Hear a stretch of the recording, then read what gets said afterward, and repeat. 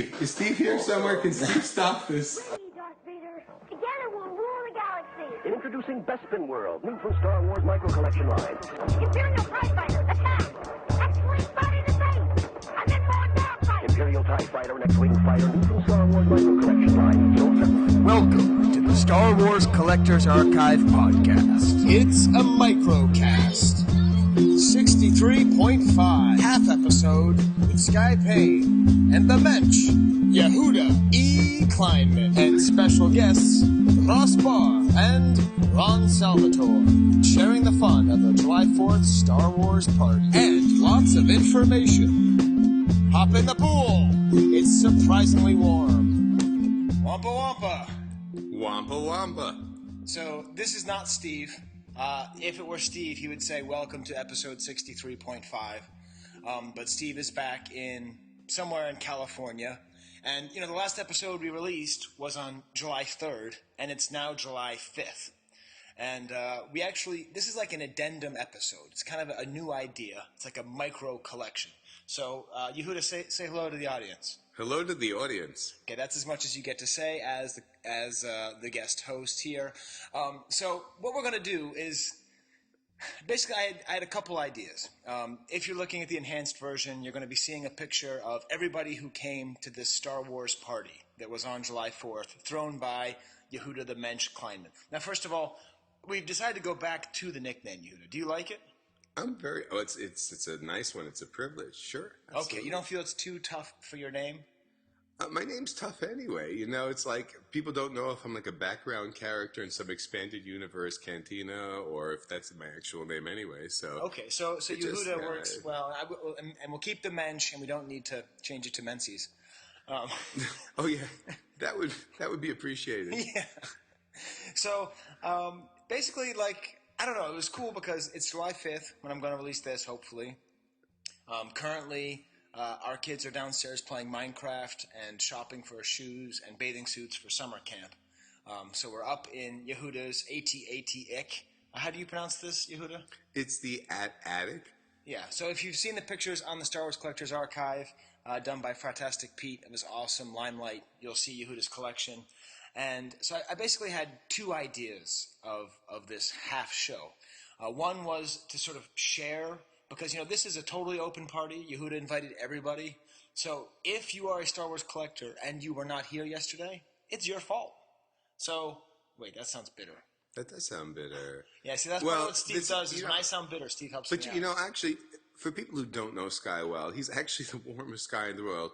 And I think what he meant to say was, if you didn't make it to this last party, we have plenty of them, and hopefully we'll have another one soon. So anybody who's in the area who wants to come around and has an interest, mostly in vintage Star Wars, and, of course, hanging out with people who sort of have the same illness, please come on by. Yeah, see, that's why you always have to have a nice guy next to me. So basically we had two ideas. So it was a party, and, we recorded some audio, and I wanted to kind of sort of Yehuda has a world-class collection, and every once in a while we'd see something. And when you're with people who know as much about Star Wars toys as Ross and Ron and Yehuda, you wind up learning a lot. So I just kind of bring out the recorder and just sort of hit okay, just say it again. And they'd usually get annoyed, but it worked out okay. So we're going to put those sound bits in there, and Yehuda and I will just kind of come in here, sort of do a little interstitial things, But he's not saying anything. So that's no, I'm doing interstitial things. This isn't television? No, it's not television. So they can't see me. No, they can't see you now. Oh, no, you see, this is my first time really. Steve, you need Steve, man. I do need Steve. I know, Steve, we miss you, brother. By the way, nobody should think in any way, shape, or form I'm filling in for Steve. I'm just filling in for blank space when Sky's looking around the room trying to figure out what to do next. Yeah, I need a soft edge here. I need a mensch. And then the other reason is that there's a couple things from the last episode that I think need amendment. So to one degree, there's a couple of factual errors that maybe could be cleared up a bit, particularly with the coin process, because it's a very complicated thing, and I think I said some wrong things, so I just want to clear that. The main thing is that you do not pantograph a soft copy. That, it turns out, is totally not true, so Well, you'll hear all about that in a second. But then the other thing was my Facebook rant. Yehuda, what did you think about my Facebook rant? You had a Facebook rant? Oh yeah, he didn't listen to the show yet because he's too busy getting ready for the party. I didn't, So this is being recorded now, and it's going to be released I'm sure timely within the next 3 or 4 months. But actually, the last podcast was released 5 minutes ago, so I didn't really hear all of it yet. Well, the point is, I went into a whole speech about how I was angry at how decentralized everything was, and kind of the typical rant. And at the same time, I'm trying to figure out how to get it to work. And Yehuda's pretty cool because he's one of the old guard who has found a way to sort of get with the times and be on all the Facebook groups. He's a groupie and an old school collector. I would love to meet me. I sound awesome. Yeah. Well, so he took me through all of the groups that I'm not a member of and made sure I joined them. Oh, and he went through all of my friends to make friend requests, and I answered a bunch of them. I just showed everybody that you've insulted over the last 2 Yeah. years. When you didn't friend Steve, I said, you're not really paying attention to these things. So, no, Sky, for everybody who doesn't know, Sky is the warmest, nicest guy. And if you ever feel differently about him, it's either incompetence or he's just thinking about 20 other things. Yeah, just lack of communication. But never lack of love. Yes, perhaps lack of care, which is sometimes can be construed as lack of love. But this is not a philosophy podcast. So anyways, See, another reason we need Steve, this is becoming Largan Gargan. Yes, it is. The problem is we're two philosophers. Yeah. This is a mess. So this is the thing, is I realized I can rant about the loss of information, and I can rant about the problems, and I'll continue to do so. But the cool thing was having Ross over, and as you may remember, we crowned Ross the king of the groupies before, basically meaning that he's somebody who really, he's almost, to my mind, as a somewhat old school collector, sort of the figurehead of this change in the hobby. And not the only one. It's been exciting. Not to sound like I'm 175 years old. A lot of us are all the same age. It's just that many of us have been collecting in different microcosms, and there are people out there who we didn't realize were out there who knew as much as we did, different things that we did, and of course all the great accomplishments that went along with the group that I'm lucky enough to hang out with. And you all sort of coming together, and the thought being, well, let's all pull this together as the hobby matures, and especially with people who've really stood out there, like people like Ross Barr.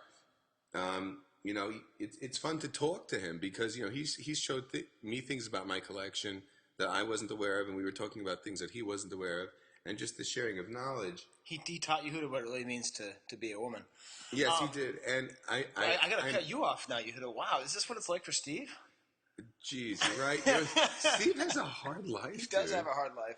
Oh God, Tessa helps Steve help us, Yeah. please. So like Yehuda was saying, or like he was eventually getting around to saying, we have to find this way, because I realized, back in the days before I was a vintage collector, there was RASCV, the collecting bulletin board back in the late 90s. Oh, talk about the Raiders thing. No, I'll get to that later. So there was the RASCV, or however you pronounce that. And then Rebel Scum showed up, and then all of the RASCV collectors, you can still read their posts on RASCV where they were kind of against Rebel Scum and this new kind of collector. And it was all the kind of same. They don't do the research. It's all quick answers. It's all about their status. It's all this kind of thing. And then eventually RASCV died off. Rebel Scum took its place. Other forums took its place. And then that generation of collectors grew, and I count myself in that generation. And then eventually Facebook showed up, and it was the same kind of thing. Oh, they don't do enough research, and it's all too quick, and they don't really care, and they're just going to burn through the hobby, get off my lawn kind of stuff. So what I realized was the similarity between all three, even if you go back to the old RASCV days, is everyone just says, why don't these people do more research? Why don't they do more research? So the solution we came up with is just tell everyone to go to the archive. That's the answer. If everybody goes to the archive and is as informed as, Ross is particularly well informed, but is half as informed as Ross, or half as informed as me, or half as informed as anybody, we'll have a really strong community that can keep growing. And so that's our thing, is let's continue to work on the archive sharing its knowledge, but also making sure other people are exposed to it. I think it also goes both sides. All these years we were thinking about how do we make vintage popular again in the time when Star Wars was dead and the collection group was small, and there were a couple other groups out there. Now we're at a time where we're finally getting all those people into it, and we have all this base of knowledge for the past 20 years as we've been researching it and looking at it, and we have the archive set up by Gus, and a lot of folks can just look, what is a prototype? Well, it's all there. What are the known prototypes? Half of them out there are right there on that archive site, just at your fingertips. If you just do a Google search with the words SWCA with any Star Wars item that's vintage, you're going to find what's on the archive, and it's the easiest search in the world. So speaking of that, we are now going to address the other thing that was really needed to be done. So before we get to the kind of walking around the AT-AT and talking about what we see, we're going to correct something about the coin process as it was said before. Basically what happened was we all sat down and we tried to get clarification from Ron. And so you were going to hear Yehuda give his explanation. It gets a little complicated, but essentially the main point, I believe, will come through. So let's have a listen to the first recording from the July 4th party.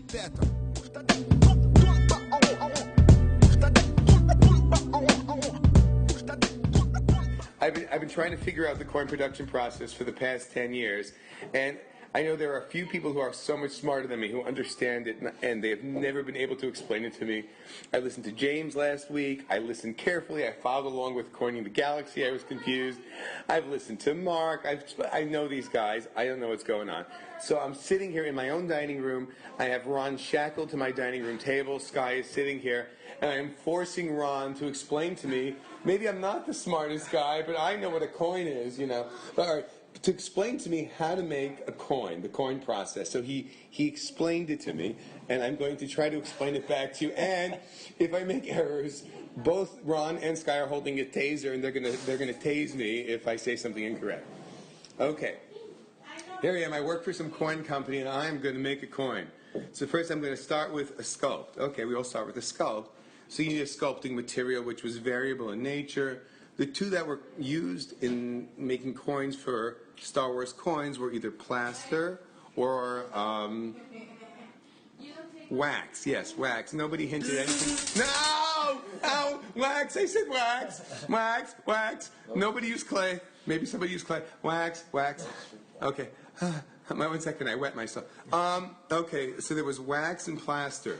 Now what you have here is a beautiful, what's called a positive, what you have here is a beautiful positive sculpt. So what you'll see over here is, I guess, like a relief, like you would see in like classic architecture, like on a Roman arch or something, where you have this beautiful, it essentially looks like a production coin, where you see that relief coming out at you. So when he says relief, he means sticky outy. Sticky outy, Okay. like a belly button. Yes, well, like Kate Moss's belly button. Oh, do you know, we just figured out the way to finally explain positive and negative to everybody. We'll use the umbilicus explanation. Right, Kate Moss or not. So these are sticky outy. Or an outie or an innie. Right, so these are outy. We want everybody to understand this, including idiots like me and people who are smart, like, our physicists amongst us. But anyway, so essentially you have your original sculpt, and this is an outie. And then you take this thing and then you coat it with a releasing agent. It's a green releasing agent, and its sole purpose is that you don't screw up the sculpt that you worked so hard to make. Now, sometimes you'll have the green actually on the sculpt, and people will say, that's Dynacast. But is it Dynacast, Yehuda? It is not, and that is what confused the living daylights out of me. Because I know there's a Dynacast part in the process, and I saw all this green on top of these hard copies. We'll explain how those come in. And I said, why is the Dynacast on top and on the bottom? And I was confused. That was just the releasing agent, which, to my luck, was the same exact color as Dynacast. So the releasing agent you paint on top of these sculpts. Then you want to really capture the fine details of the sculpt. So you take this this epoxy and you just very gently paint it on top of this releasing agent until it really seeps into all the details. Now you feel comfortable about things. You want it to be durable and thick. So you put like some kind of like, what does Michelle used to make the cakes? Those pie crust releasing things around there, right? And you pour in like some hard, durable Dynacast, which is also green. Then you let this whole thing dry. It dries because of that lovely releasing agent. You can peel it off. You're a sculpt there, and you have this stage 1 hard copy. Stage 1. Stage 1, which has all these multiple layers. It might even have some green releasing agent left on it, followed by a white epoxy, followed by this hard Dynacast, followed by even sometimes a 4th layer, which Ron is telling me of a. What's on that? What's possibly on it? Some of them have holes filled in the back and putty. I thought that's what you're talking about. That's all. No, that's not. No. More confusing. No. I want details, brother. No, it says some of them will even have some putty on the back filled in where there were holes. Okay. Okay, stage 1 hard copy. Please edit out all the stupid stuff, which is the entire thing I've said so far. Okay, so at this point, we have a stage 1 hard copy. Yes. Which is an innie. It's an innie. It's an innie, and it's reversed. The image is reversed. Perfectly flat. We are, once again, we started with the sculpt. We made this multiple layer stage 1 hard copy, which is essentially an innie. It has, when you look at a coin, which would be an Audi, this is a innie version of it, which is essentially a concave version. Then you take this version and you say, you know what, it's perfectly flat, and when I make a coin, it has to be slightly, very slightly, minusculely, like rounded, sort of like a dome, like The die needs to be slightly. the die itself needs to be slightly domed and rounded. And the reason it needs to be this way is the way it extrudes out the material, and that's conjecture. We don't know why it has to be that way. That's what they wanted to get to. That's what they wanted to get to, and we're conjecturing as to why. Okay. So, all right. And so now what's nice about this new rubber, which is made out of silicone, I jumped ahead. Ow! Okay, so all right, so we take this stage 1 hard copy and we make something called a rubber, which is essentially made out of silicone. And we take our pie crusting little thing and wrap it around again, put our sculpt away for safekeeping, take the stage 1 hard copy, and then pour on top of it silicone rubber till it dries nice and hard and actually nice and soft and rubbery. Then we have no problems with releasing agents. This stuff peels off really nicely. From the hard copy, we put our hard copy away for safekeeping, and now we have this rubber Audi, which looks just like the coin, but it's rubbery and soft. Now we take this thing and we say it's perfect, and we made it out of rubber for a reason. So we can actually make it slightly concave, which would be slightly... No, convex.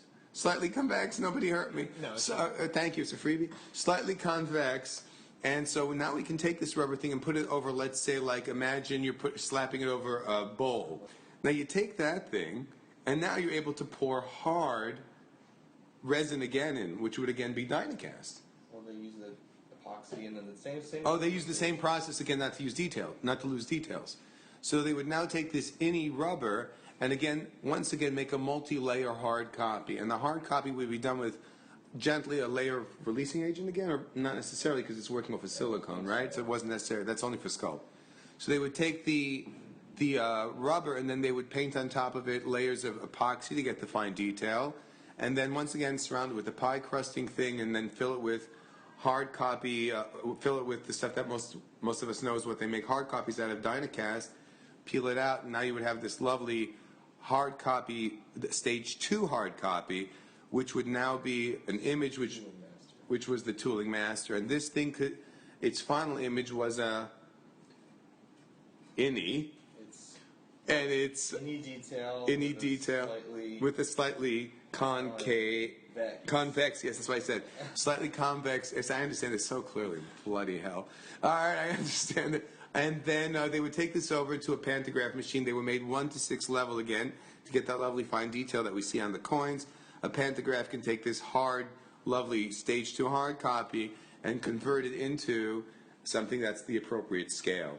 And then those can be used to make the hobs and the dies, which can ultimately be used to make the coins. I'll never be able to say that even close to is right again. And this is again, I still don't understand what the hell So the error that we made on the last show was in saying that the tooling master is made after the soft copy, which is not accurate. The tooling master was the hard copy, and that's what would be put into the pantograph machine that we explained before.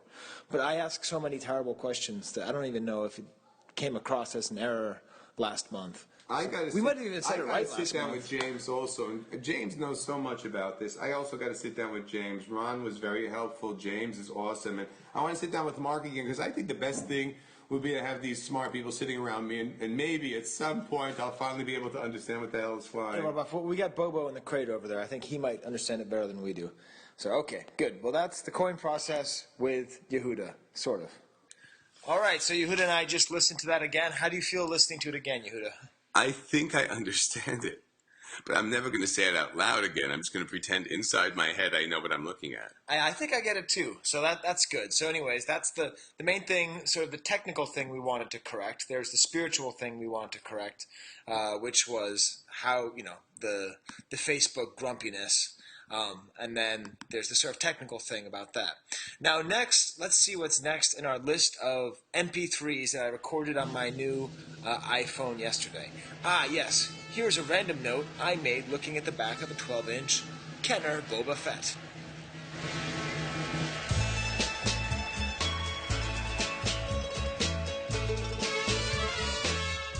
So I'm in the basement, and I'm looking at this beautiful reconstructed 12-inch Boba Fett vintage figure. And I noticed on the back it says something that I don't think it says on many other, if any other, Star Wars toys. It says CPG Products Group Corp. 1979 by its division Kenner Products. So, like, are there other toys like that where it actually talks about it being Consumer Products Group and Kenner on the same toy? I thought that was interesting. I'm not sure Ron thought it was interesting. But they're looking at old radios.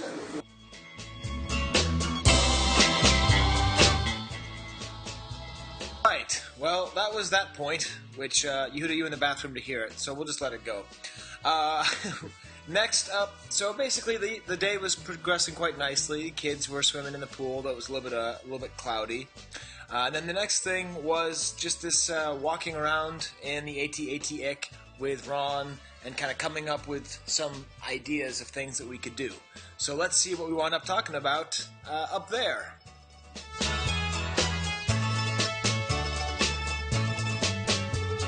Okay, now I am in Yehuda's collection, and last night as I was going to bed here in his attic, I was listening to the Star Wars Vintage Rebellion, and I want to rip off an idea that I kind of got from listening to the show, which is pointing out all of the different sounds that are advertised on vintage boxes.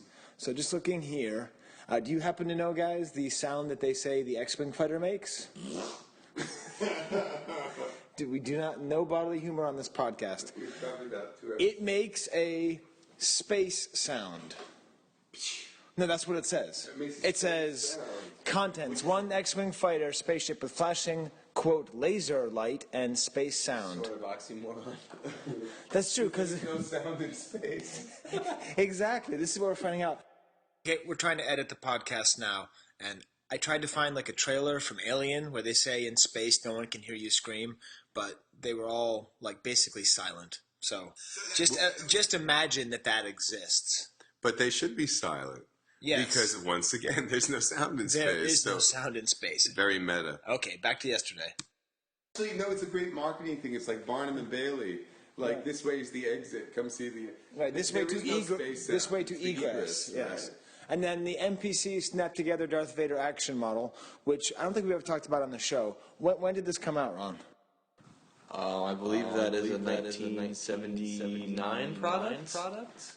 We haven't talked about these a lot or at all. They're really beautiful. They've got the 78. It's actually got a totally different Hildebrandt style Luke and Leia than what we've talked about 2 months ago.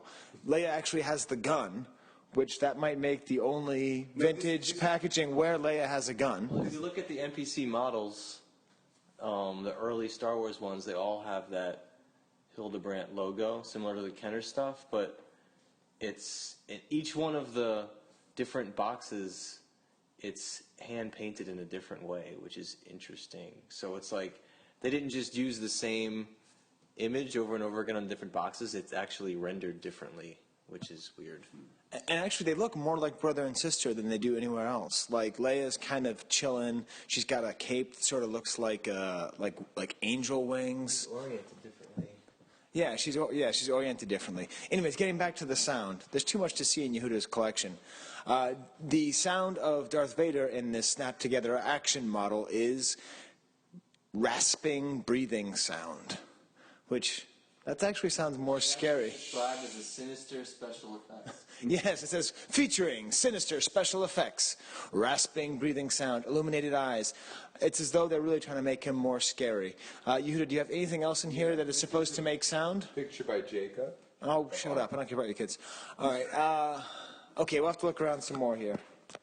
This is a flashing laser light. Oh, here we go. So we're actually at the TIE Fighter, which is, I think, what they discussed on the Vintage Rebellion.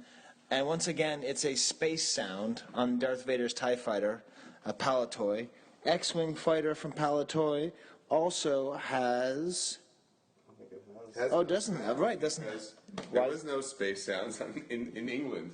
That's right. They were too cheap for that. They were too cheap. And look at the. I would go and look at We can go in the other room here. Imperial Troop Transport because that has the whole recording device in it. Right. The Imperial Troop Transport just has Star Wars sounds. That's all it calls, which makes sense. Okay, this maybe wasn't as good of an idea for a segment as I thought. But hey, we learned about models. And the Empire Strikes Back Millennium Falcon has a sound. What kind of sound is that, Yehuda? It's a battle alert sound. That's excellent. And Ron, does it make any noise whenever we say Yehuda's name? Yeah. What noise does it make whenever we say Yehuda's name? Are we talking about the drop? Yeah. Oh, yeah. Yeah. It's new. It's only 1 month old, and it's starting to I didn't catch even on. hear it yet, so that's the first time I've heard the drop. Similar to Babalu. Yeah, very. Actually, it sounds like Ricola, like I'm advertising like cough drops. No, it's actually a rip-off of the Yahoo thing. Oh, goes like this. yeah, oh. Yehuda. Oh, I can see it. But Okay. I sing it totally off key, which No, is I- in honor of your... Because he didn't want to call you menstruation. Yes.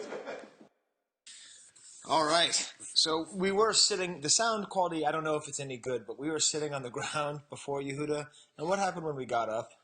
We realized we're old.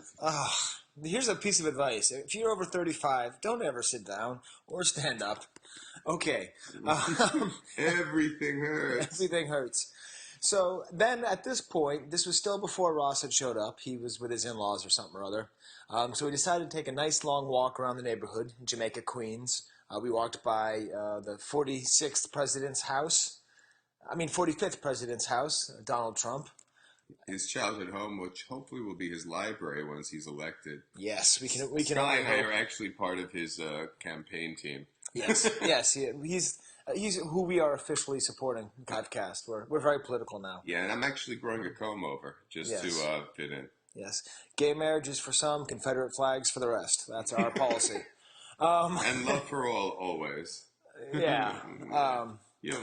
Anyways, Sure. So let's get back to a discussion that we had. Now this is funny because I recorded it and it was perfect, but then I hit a wrong button and it went wrong, and we had this whole discussion and we were talking about Cincinnati and all this other stuff. And so we've talked about hard copies before, about how they're a very early stage in the pre-production process in sculpting, and how they were crucial for creating the molds and the toys and everything. But we never really actually talked about why they're so rare. So actually, wait, Yehuda, this will be fun. Can you describe what a hard copy is in one paragraph? In a very long paragraph. No, I could definitely do it. Because you did it a couple episodes ago, but people like to be reminded of this, and this is our reminding episode. I'm going to remind stuff. Okay, so when you start with a 3D piece and you have a concept in your head, you have to start with a sculpt. And this is where an artist actually sits down, like Michelangelo. If you're Bill Lemon, you're working out of a hard material like acetate, a non-forgiving one, and you have to just sculpt away till you have this beautiful little statue, which turns out to be an action figure. Or you're sculpting in wax, similar process, although you can melt and reattach pieces if you have errors. And then you take this lovely thing that you've worked so hard on, and you have to make it into a durable, hard substance that can be either machined or pantographed, depending on what type of hard copy it is, to actually make machines that can produce plastic toys. So the way they do this is they take the the original sculpt, and then they first make a silicone mold out of the original sculpt. So it's essentially a soft silicone mold, and when you take out the sculpt is protected, and now you can pour in a hard epoxy, either made out of multiple different brand names such as Dynacast, Carbolon, and several others that were used during the vintage period, to pour into these silicone molds and to help produce the hard copy pieces. Silicone molds themselves are degradable and also can't be used for a long period of time, so you're lucky if you get 20 or 30 hard copies out of it max, but often they didn't need more than 3, 4, or 5. And I think that's good, Yehuda. okay, I'll stop talking. I like that. So basically, sculpts is soft, hard copies is hard. Yes. That's a very easy way of describing it and explaining it where we are. I know you were going to go into the tooling master and the paint master. Oh, it's like the Indian Audi. It's very much like the Indian Audi. It's just like we go back to the coin produced the coin production. Yes. So they needed something that would eventually be able to be used to make another mold. So they needed a hard copy to do that. Yes, Yehuda? Yes. Absolutely. So let's listen to Ron describe why they are so dang rare.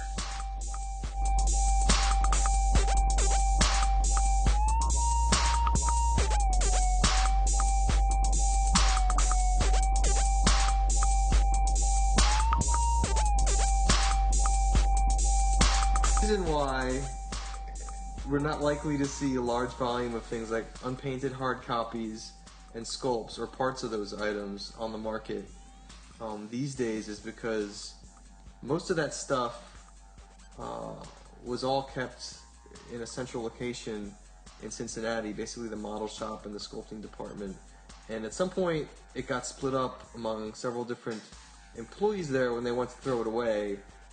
And so when that stuff was in volume on the market, it was because those people were selling it. And they were really the only source. There haven't been many sources of, say, unpainted hard copies other than that group of sources who got that stuff from Kenner. So, I mean, the way you can picture it is as all that stuff being in one room at one point and then it getting dispersed among a small group of people. And, it was unlikely that any other department within Kenner had a bunch of unpainted hard copy parts laying around. That was the room that was in. It got split up among people, and that's why we would find sometimes legs from one figure with one source and then the torso and the rest of it with another source because it had been broken up and we were kind of putting it back together. But for a while there, because of that, you could buy just hard copy parts. Most of the stuff you see in collections now came from those sources.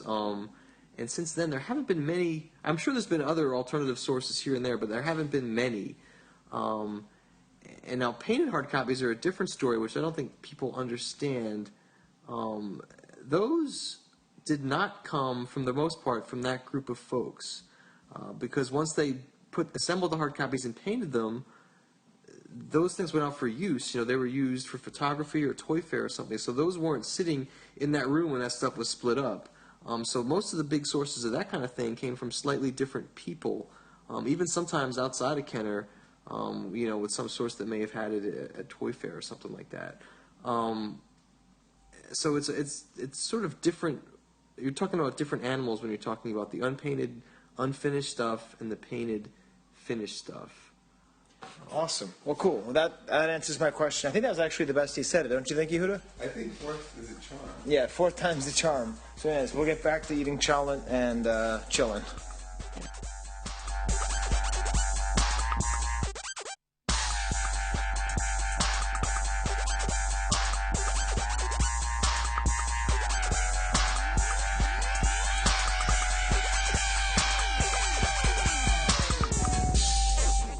So Yehuda's talking about how much he likes that song. We'll talk over the cool, Pac-Man part. So I mentioned the last thing that we ate some chalent. If you are not of the Jewish persuasion, you might not know what chalent is. I just learned a couple months ago. It's this I'm going to describe this the way that Yehuda describes hard copies.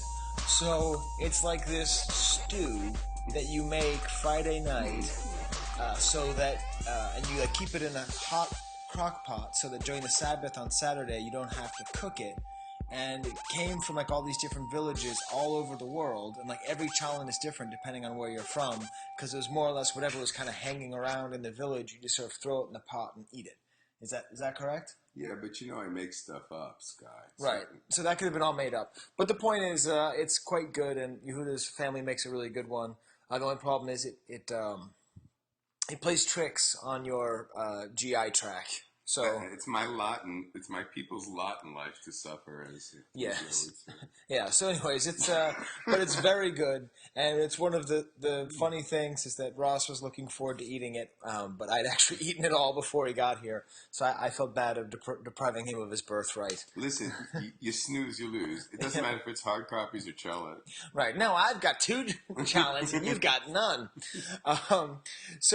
Fittingly, well, all right. So I wouldn't say that things really devolved during the party, but there was a point where we definitely started drinking a little bit more. And I don't remember that part at all, oddly. yeah, so you'll hear my note to self where I discover that that drinking cognac and eating jalapeno popper flavored cheese puffs is good, and that's going to lead into a unsponsored advertisement, and then I will actually lead you into a boy, chives. Oh, that's right. And then the kids brought me some chives, so I actually ate chives on the chive cast. And then I sort of took it easy and sobered up a bit, and so this is the fun drunky part of the July 4th party, right, Yehuda? Yeah, but it's July 5th, and the drunky part may start again soon. It may. Oh, I love Baby Day. A note to self: cognac and jalapeno popper flavored cheese curls, good combination. This episode has been brought to you by Hers Jalapeno Poppers Flavored Cheese Curls. Oh, when you pop a jalap, oh, you gotta pop a jalap. For the jalapeno pop is that you love. And when you pop a jalap, that's when you know it can't stop. When it's jalapeno poppers in your mouth. And also something about Jabba the Hutt. Well, this is a chive cast first. I am going to eat some chive from Yehuda's garden. Mmm. Foxglove, otherwise known as digitalis. It's chivey. Okay, so Yehuda insists I have a future in advertising. I don't know. I just know that If you pop it, you lot. Once Once you pop, you can stop. when it's jalapeno poppers in your mouth. It's a pretty good song. It's true. I swear, bro. It's, You could even probably sing it in French. You could like translate it for the. well, Man. I don't think the French would approve of me eating such American swill while drinking excellent cognac. That was the problem. Was we were drinking, Courvoisier, and it was We good. didn't know how to live. We had the Cristal out and the Papa Jalops. Yeah. And, we are in South Jamaica. Yeah. Home of rap. So, anyways, we took it easy a little bit, and after that, we actually had a realization about the Young Jedi mailer kit. Would you like to hear that, Yehuda? I would. All right, so we're just sitting out here sampling 2 different kinds of cognac, Courvoisier and Louis Royer. We're about to try the second one. And we just started asking the question, what's worth more, a Young Jedi Knight mailer with a generic without an address, or one that has an address? I don't know anything about the Young Jedi mailer. So what were you talking about, Yehuda?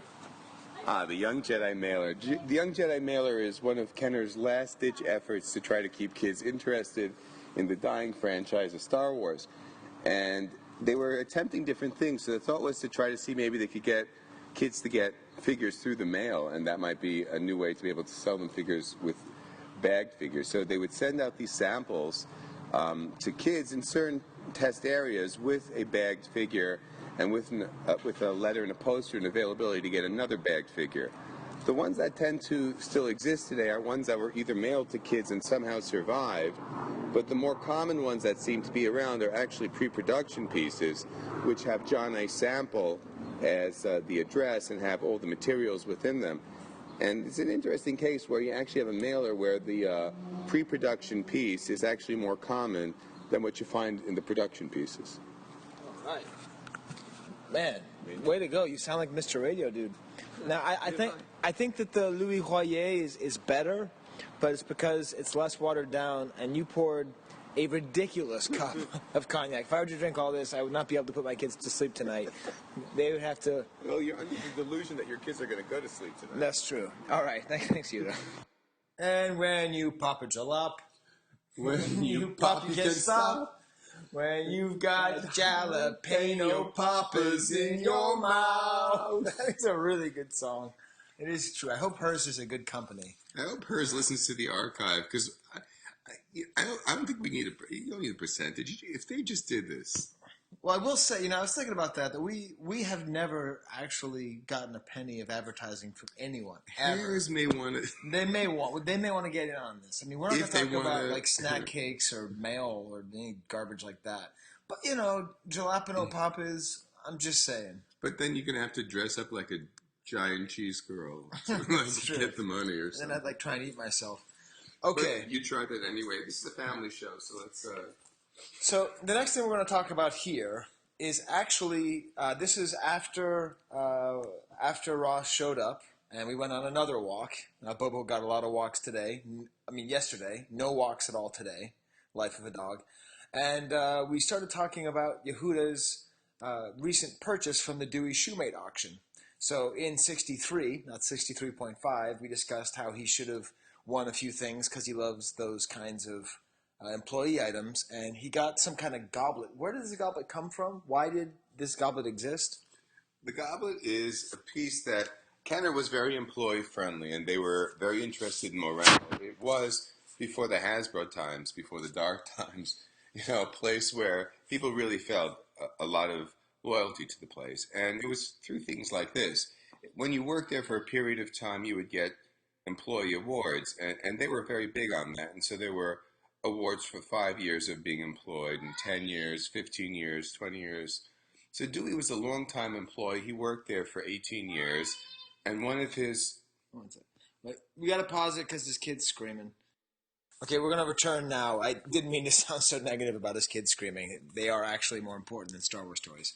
So, Dewey Shoemate got this award himself? Yes, so Dewey worked there for about 18 years, and this was his 15-year award. I guess the next award would have been at the 20-year mark if he had stayed there longer. And the award was a pewter goblet with a large K on it.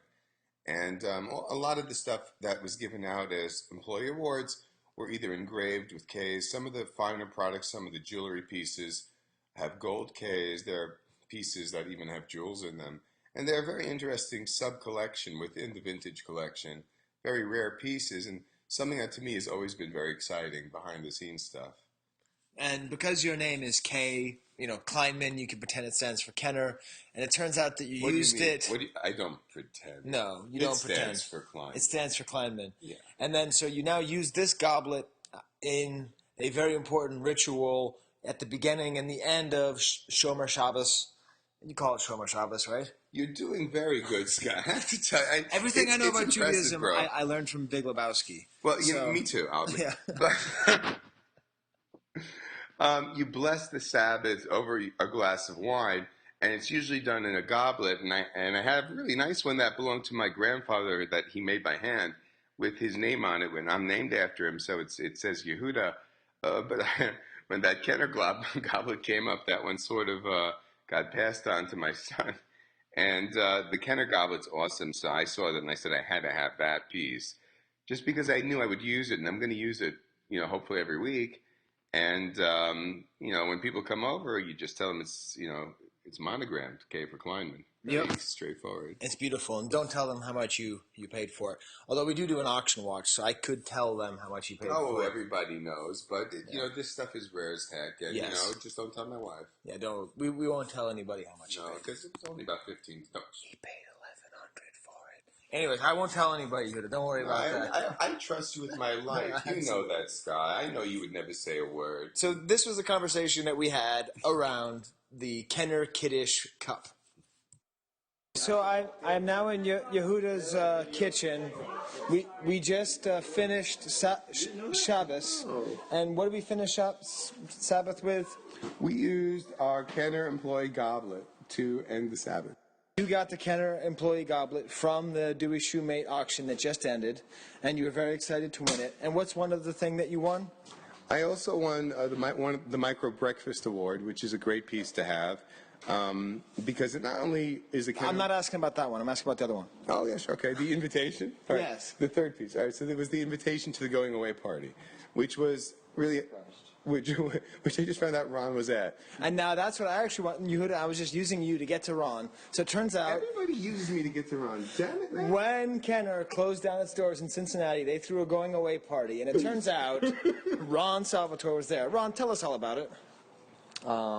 There was indeed a big Kenner employee party at the Westin Hotel in Cincinnati in 2000. I don't remember the month, but it was in a private room at the Westin, and they had a video playing highlights from the history of Kenner, and I think I was there, Todd Chamberlain, Chris Jagulius, Chris Fawcett, Gus Lopez may have been there, and we were out in the lobby trying to get people to sell us hats and mugs that they were giving away. Did they buy it? Did they sell any? We got some. I don't remember if we got them there or somewhere else, but we did end up with some. And I know I walked in, maybe with Chris Jagulius, and we just started mingling with people and watching the video, and it was, the end of Kenner. That was the official end of Kenner. So I don't know if I have an invitation, but I'm glad that you have one. Well, thank you. You're not getting mine. Yeah, because I'm glad you were there, but I'll keep the invite, bro. But because you were not invited. That's why you crashed the party. That's why you don't have an invite. Yeah. We were not invited. All right. Well, that's a cool story. Thank you, Ron. And that's a very cool kiddish cup. I don't fully understand kiddish. Actually, it's a multi-purpose cup at this point. I've just been walking around with it, drinking anything out of it all I'd day. eaten it earlier. I didn't Yes. Oh, no. Is that what that flavor was? I couldn't make it out. It was a hint of asparagus, I think. couldn't figure out where else to go. No, I thank you for that. Could you leave my? I didn't know you'd be drinking out. No, it's no trouble. Could you leave my house now? So anyways, as you can tell, it's July 4th. Sabbath just ended. And Ross Barr is here. We were just remembering that I called him the king of the groupies, and he says that's not insulting. I love it, actually. You love it? I enjoy your pet names from me. They're wonderful. Thank you. Yes, excellent. So I was going to interview him about his recent find, but it turns out this morning he was interviewed by the Vintage Rebellion dudes. So I have to ask him something else. What else should I ask him, Yehuda? About Star Wars. I do not. Let's ask him about the find anyway, because I don't care that he spoke to somebody else about it. It's super awesome, man. Why would tell us about the find. This is very... Okay, I'll tell you what. What is your favorite thing that you got in the find? Okay. I'd say the crown jewel, the easy one, is the long fat header. So when you say it's a long, fat header... The find was and what all that stuff was. Okay, Ron wants us to explain what the find was. My daughter's running in. She's trying to get the Wi-Fi password for Yehuda's house. Okay, I'll get Mrs. Kleinman's running around. Michelle, please. Oh, God. Mrs. Michelle is running around trying to figure out what's going on. It was my mother-in-law. Yeah. Okay. So Ron, what question should I be asking the king of the groupies? What was in the find and what... Wait, let me make sure this is recording. I don't want this to happen again. Okay, what was in the find and what did it consist of? Ross, king of the groupies, Bar? It's Mr. King of the Groupies, but that's okay. There was a lot of displays. There were... I don't know. I've had a few drinks, so I won't give you the whole inventory. But there was a lot of retailing paperwork, which was very interesting. There was the long fat header, which is quite a rare piece. I was fortunate to find. It was a 321 bells, 112 bell. Display. These are displays. All right, I want to just make it easy for our listeners. So what is a long, fat header? Either you or Ron can answer depending on... Okay, Ross, if your name begins with R and O, I want you to answer this question. I defer to Ron. So Ross found an awesome find of original Kenner store displays, action figure focused mostly, right? Yes. And the long fat header is a long... 3 foot long or so header that would have been displayed above, action figure retail displays back in 1979, and it shows the 20 figures plus 20 figures available at that time, plus has a spotlight for the Boba Fett offer, which was a mail away at the time. Now, is Boba Fett at this point shooting off his rocket? Is he not shooting off his rocket? Is it just a picture of the mock-up? What is Boba Fett doing in this picture? It is just a picture of the figure, blaster in hand, pointing, with the yellow thing around him, the yellow starry Starburst. circle, starburst. Starburst. Okay. And it's a good piece because, I mean, there's not many that have turned up. Some turned up when the Kenner closed the morgue. Some of those leaked onto the market. Some unused examples. And prior to that, there was a few examples that were known. So Ross finding one just out there is a great find and a rare piece. So do you think that's like, there's what, more than 5 known? More than 10? Somewhere between 5 and 10, probably. The archive says less than 10, but it's relatively dated. I think that was a little while back that entry went up. Query as to whether others have been found, I don't know. But 10 is a good estimate. Let's put that in. Okay, so let's say 10. All right, good. You had any other questions to ask while we're in your kitchen and we hear fireworks going off? My daughter went away in despair because I couldn't give her the Wi-Fi code. I have no idea where my children are, so that's really my question: is where are my kids? All right, so I hope you enjoy this little view into what is this, like a New York Collector Club meeting? What is this even? This is just a bunch of friends hanging out. I don't care where they're from. There it is. And once again, no pantographing, a soft copy.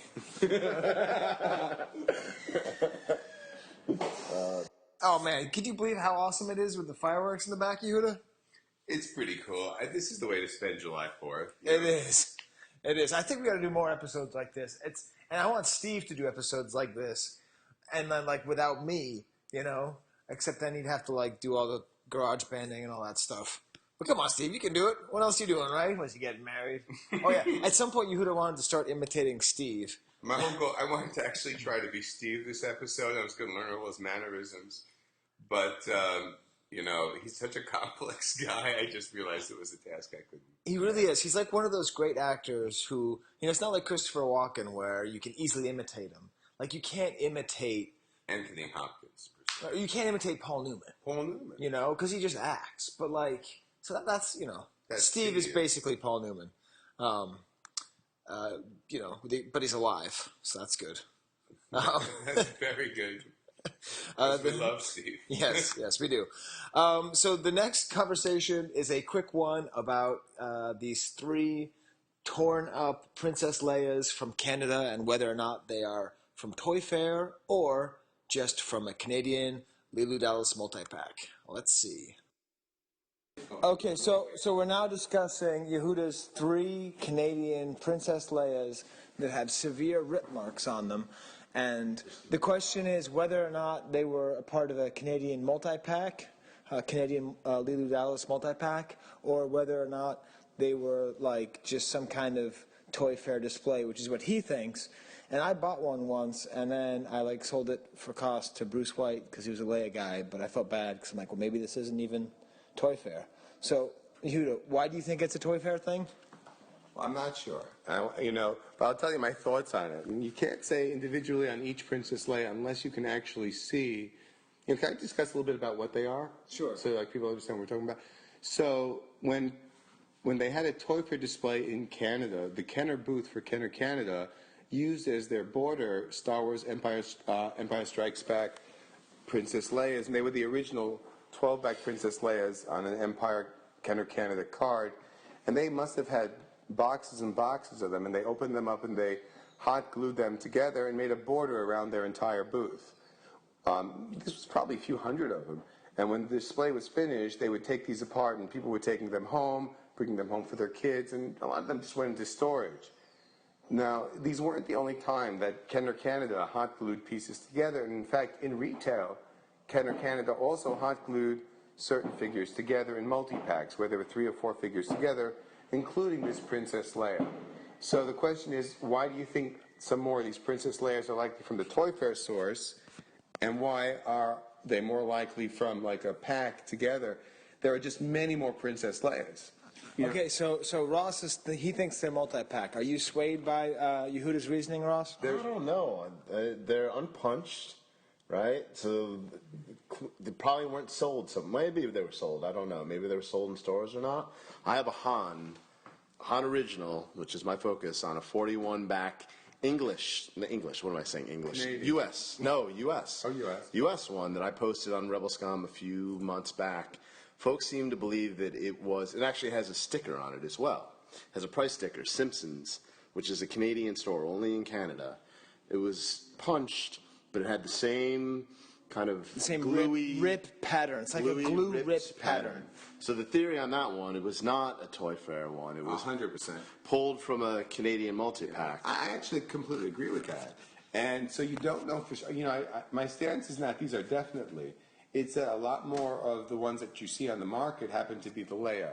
And so because of the numbers of them out there, it's likely that a fair percentage of them are from Toy Fair, but it's not easy to be.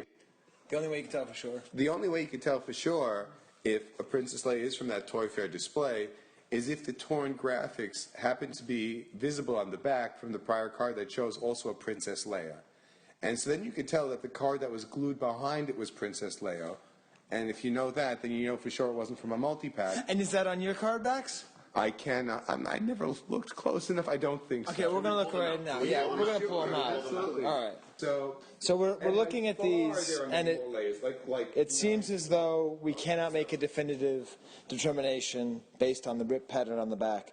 But I'm with you, Huda. If they were all Leias in the Canadian Toy Fair display, I think it's safe to say that these are Toy Fair Leias and not multi-pack, because I don't know. It's cooler? It's cooler.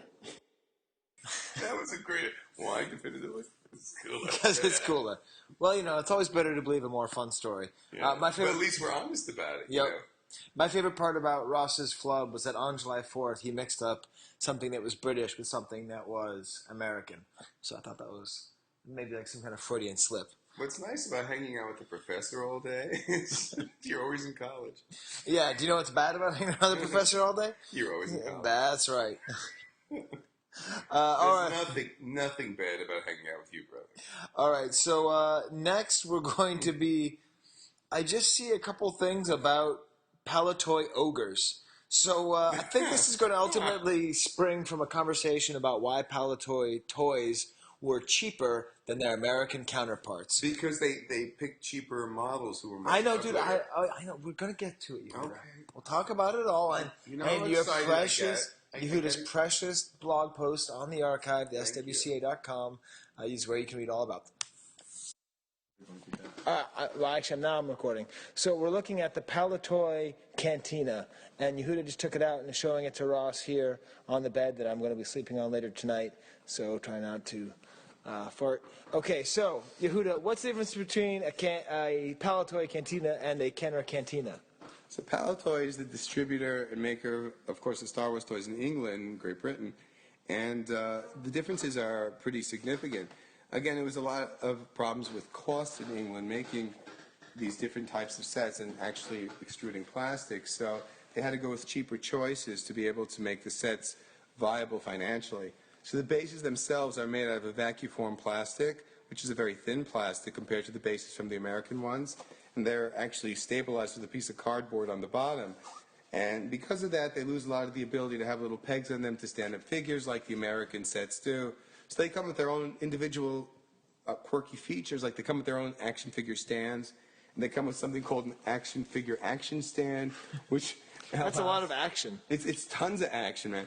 So the English kids had it easy. So you just put two figures on this thing with sticks, and you wiggle them back and forth to the sides, and you can actually make your figures sort of move. And it's all supposed to be a way to copy the American effects of the playset in a cheaper but still viable fashion for the British kids. And it's sort of fun to look at. We have a sealed bag over here. They made another version of the Cantina as well, which included figures, which was really cool. So it included the 4 action figures. That version came with, instead of 2 regular stands, 4 stands to accommodate the figures.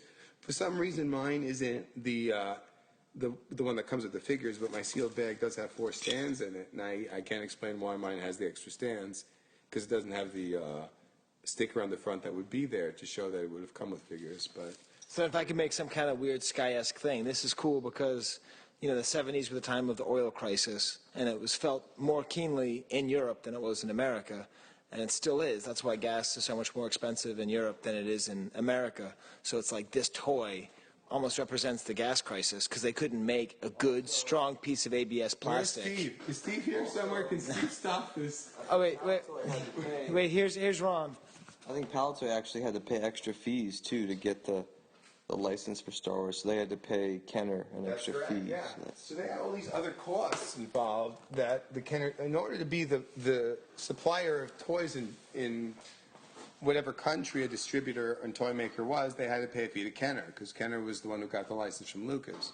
So that also was a good reason why they had to cut costs. I talked to a Palatoy employee years and years ago in email, and he said that they were always trying to find ways to take the Kenner toys and make them cheaper because they had extra costs. So all the stuff you see, like the X-Wing doesn't have the electronics, the land speeder doesn't have the bonnet open up, and the vacuum formed playset, I think, is all of them trying to cut corners a little bit to make it cheaper for them. So then you're saying that my ridiculous claim that has something to do with the oil crisis is off base, and it's actually because the American Bastages were charging too much for the licensing fees? No, it's both. I think it's both. Oh, okay, good. It's both. And it is true, the price of plastics was more expensive there. And it is a petroleum-based thing, so that's probably accurate, as crazy as it sounds. But it's definitely the fact that they had to pay their fee, and they still had to make it financially viable. But it was really ingenious the way they went about finding a way to always capture those great Kenner features at a cheaper cost. I actually blogged about a couple of these on the archive. I blogged about their ultimate testament to that, which is the cardboard Palatoy Death Star. There's no way that they could have afforded that much plastic to make the American version in England.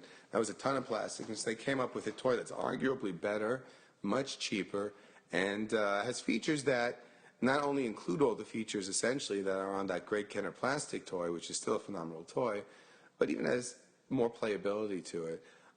And you can check out, we blogged so far on the Death Star, and I think we blogged on the Droid Factory, which also has significant differences for cost saving. Also, the English are just chintzy. We know that. Ron adds that the English are just chintzy.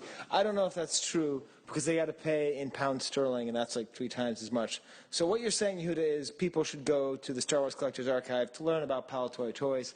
I totally agree with you. I'll let you get back to showing your collection off to Ross. Presently.